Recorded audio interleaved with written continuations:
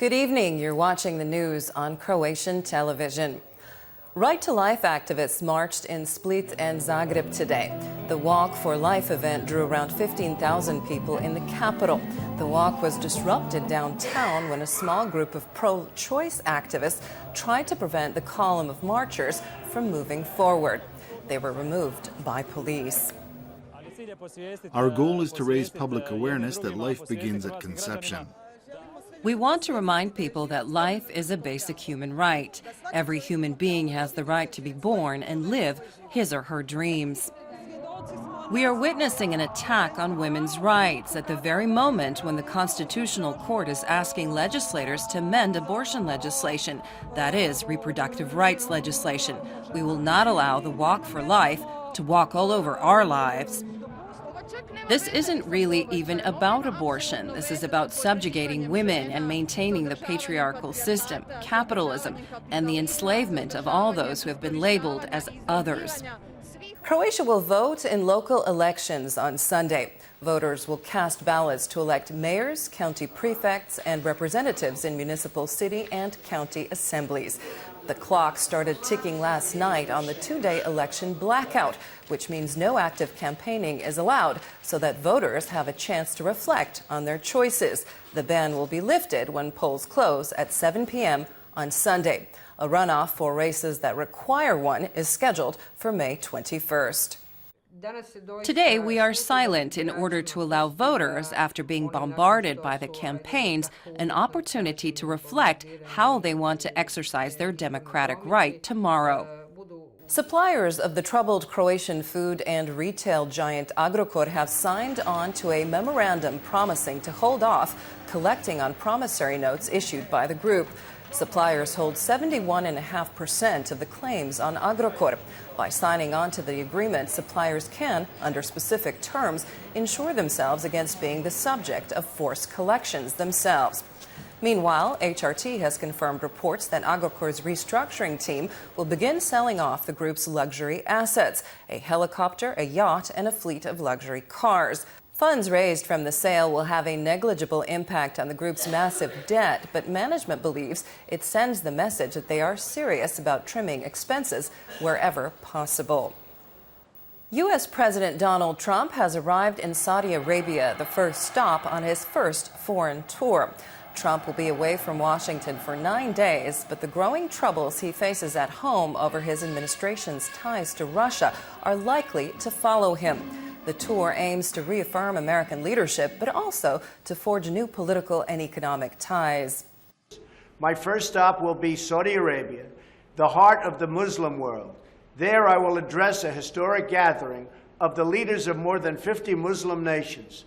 I will represent the views of the American people frankly and clearly. Many of these leaders have expressed growing concern about terrorism, the spread of radicalization, and Iran's role in funding both. Now it appears Muslim leaders are ready to take more responsibility and a much bigger role in fighting terrorism in their region. Iran's President Hassan Rouhani has been re-elected. Rouhani, a moderate who agreed with world leaders to limit Iran's nuclear program, received around 57% of the total votes in the election, defeating his main rival, a conservative cleric. In his first remarks after winning re-election, he vowed to deliver on his promises to create a freer society and improve the country's economy. German Chancellor Angela Merkel and Ukrainian President Petro Poroshenko have agreed to try to improve the security situation in eastern Ukraine and return to implementing the Minsk ceasefire deal after an upsurge in violence there. The chancellor said security was the #1 precondition for further progress. I recently had the chance to speak with my Russian colleague, Putin, in Sochi. Both of us, unfortunately, see, after a period of calm through the Easter season, a rise again in the ceasefire violations. I would like to underscore once again that we see no alternative to the Minsk agreements and insist on their complete implementation. The necktie, or kravata in Croatian, has officially been around for 350 years. A special changing of the cravat guard took place today in Zagreb's Old Town to mark the anniversary and the opening of an exhibition about the history of the sartorial accessory, made famous by Croat mercenaries serving under the King of France in the 17th century. Fans of one of the iconic cars of the communist era, the Fico, gathered today in Šibenik for a show celebrating the Zastava 750. The procession of vehicles featured Ficos from all over Europe. The Super Mini is a version of the Fiat 600. Produced under license in Serbia, it was a very popular car throughout the former Yugoslavia. This is the first time we've managed to organize a Fico fan gathering in Dalmatia. We have cars from Austria, Switzerland, Germany. It's been a great turnout. Zadar is hosting this weekend some of the continent's best jet ski racers competing in the Aquabike European Championships. Competitors will be racing on circuit and parallel slalom courses. There's also a freestyle competition that will feature plenty of acrobatics. In sports, Cedevita and Cibona are playing tonight, Game 2 of the final for the Croatian Basketball Championship. Cedevita lead the best-of-5 series 1-0.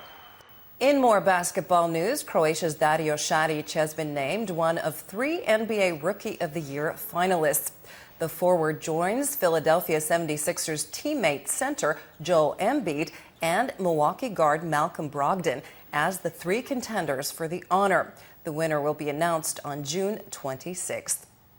The forecast calls for rain overnight into Sunday. Variable weather with occasional rain, especially in Dalmatia and the mountains, is expected in the morning. The skies will begin to clear up by midday and conditions will improve in the afternoon. There will be a moderate to high north-northeasterly wind in the interior and a high to gale force north-northeasterly on the coast. Morning lows will range from 9 to 14 degrees inland and from 12 to 17 along the shore. The day's highs will be between 17 and 23 in the interior and between 20 and 24 on the Adriatic. The 3-day forecast calls for partly sunny skies and slightly warmer temperatures in continental Croatia. The weather will be less stable on Tuesday with a chance of local showers. Wednesday will be sunnier and even warmer. Scattered rain is expected again on Friday. Most of the week along the coast will be partly to predominantly sunny. There is a chance of local showers, especially on Tuesday and late in the week. Winds will fall and shift to a northwesterly on Monday. And that brings us to the end of the news. Thanks for joining us. We'll see you again tomorrow.